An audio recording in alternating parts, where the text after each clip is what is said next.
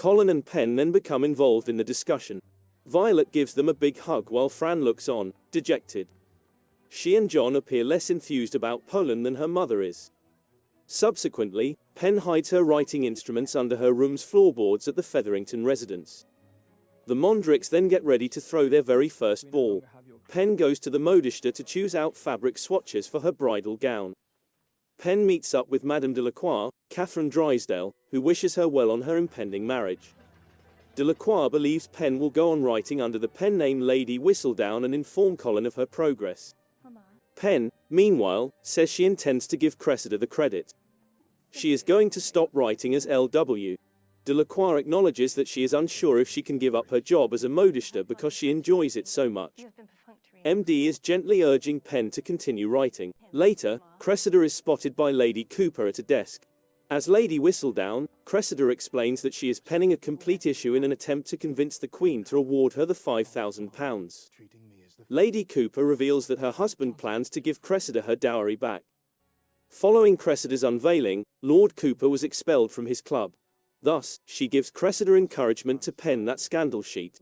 Although the prize money is little, it could be sufficient for Cressida to survive until she finds a spouse in the country. Cressida is asked to read what Lady Cooper has so far. Still, it's not that good. Lady Cooper's mind is seen to be working. Tilly's buddy Paul, Lucas Aurelio, hosts supper for Tilly and Benedict that evening.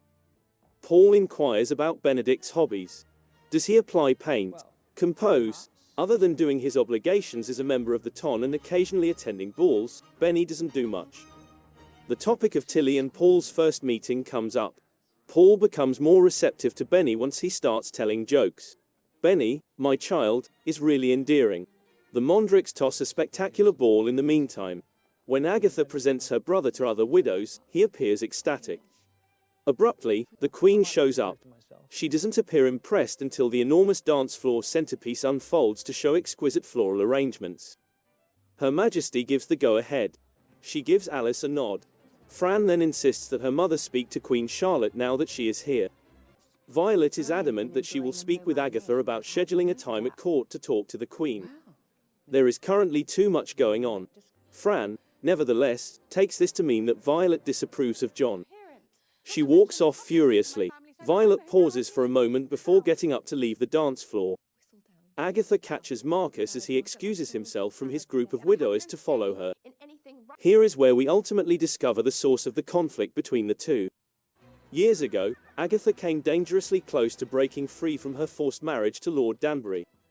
But before Agatha could go away, Marcus alerted his father about her escape plot. She was forced to consummate the marriage. This scene features an amazing Adjoa Ando. This scenario is just what I've been hoping for, because Lady Danbury is such a fantastic character. Benedict and Paul then take in some clean night air.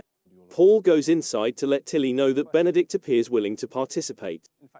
Benny witnesses Paul and Tilly sharing a kiss. Benedict is asked to join the couple.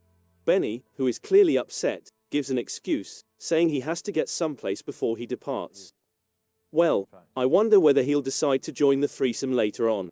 Afterwards, Lady Cooper and Cressida show up for the Mondricks party.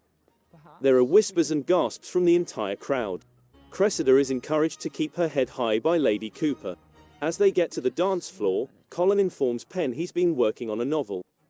She offers to help him modify it.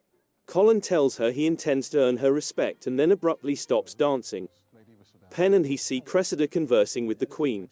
A message from Lady Whistledown is then brought by servants onto the dance floor, and Cressida lets her work speak for itself. It sounds like something written by Penn. Pulling up her glove, Lady Cooper displays ink smears on her arm. She intervened in order to support her daughter. Impresses, looks Queen Charlotte. She says that when Cressida releases a whole issue, they can talk about her prize. Penn then leaves the dance floor with Eloise in tow. Colin watches as they both walk away. Eloise freaks out, thinking there will be more controversy at the Bridgertons as a result. Penn swears that she won't allow Cressida go any farther. Before Cressida releases hers, she will release another issue. Penn asserts, Whistledown is power. That night, while she scribbles down a fresh Whistledown page, Penn writes to her publisher. She meets Colin after sending it in to be published. Colin discovers that Lady Whistledown, not Cressida Cooper, is his true fiancée.